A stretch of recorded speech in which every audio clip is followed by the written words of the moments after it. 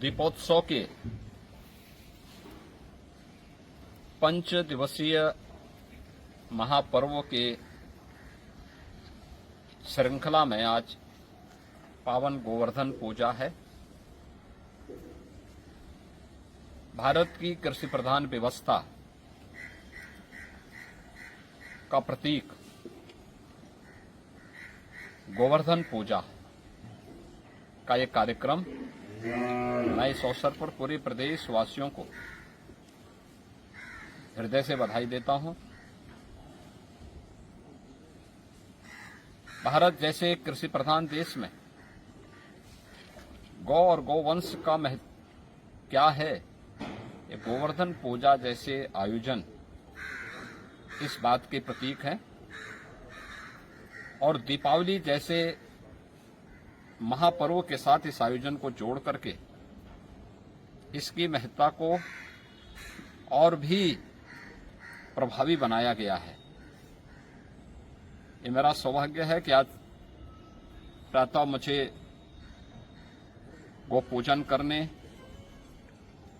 और गो सेवा करने का अवसर यहां प्राप्त हुआ है। भारत की समृद्धि का आधार भारतीय गोवंश रहा है। आज भी आदरणीय प्रधानमंत्री जी की प्रेरणा से देश में गोवर्धन योजना के अंतर्गत गाय के गोबर से बायो कंपोस्ट बनाने और इथेनॉल बनाने के जो अभिनव कार्यक्रम प्रारंभ हुए हैं, ये गोवंश के संरक्षण और उनके संवर्धन में एक बड़ी भूमिका का निर्वहन कर रहे हैं। ये मुझे बताते हुए प्रसन्नता है, केवल पूजन ही नहीं बल्कि उसके अनुरूप कार्य योजना भी तैयार की जा रही है। प्रदेश में 16 लाख गोवंश ऐसा है जिसे हम प्रदेश सरकार के द्वारा अनुदानित कर रहे हैं या जिसकी सहायतार्थ आज राज्य सरकार खड़ी है। अन्नदाता किसानों की फसल को नुकसान न हो, इस दृष्टि से यह एक प्रयास प्रारंभ किया गया है।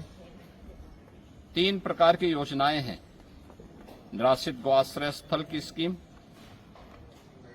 जिसमें हर गोवंश के लिए सरकार के स्तर पर हम लोग प्रति माह 1500 रुपये उपलब्ध करवाते हैं। ऐसे ही सहभागिता स्कीम है, जिसमें किसी भी अन्नदाता किसान के द्वारा अगर गोवंश के संरक्षण और संवर्धन के अपने इस कार्यक्रम के साथ जुड़ता है तो 4 गोवंश उसे प्रदान किया जाता है निराश्रित गौ आश्रय स्थल से, और वह उनकी देखभाल करता है। हर महीने उसको प्रति गोवंश का 1500 रुपये हम देते हैं। यानी अगर वह 4 गोवंश का देखभाल कर रहा है तो आसानी से वह परिवार 6000 रुपये सरकार से मासिक प्राप्त कर सकता है। ऐसे ही तीसरी स्कीम है कुपोषित परिवारों के लिए। जो कुपोषित माताएं हैं, बच्चे हैं, जिन परिवारों में उन्हें हम एक निराश्रित गौ आश्रय स्थल से ब्याई हुई गाय देते हैं। वे गौ सेवा भी करें, गाय का दूध भी लें और उन्हें 1500 रुपये महीना इस स्कीम के अंतर्गत देते हैं।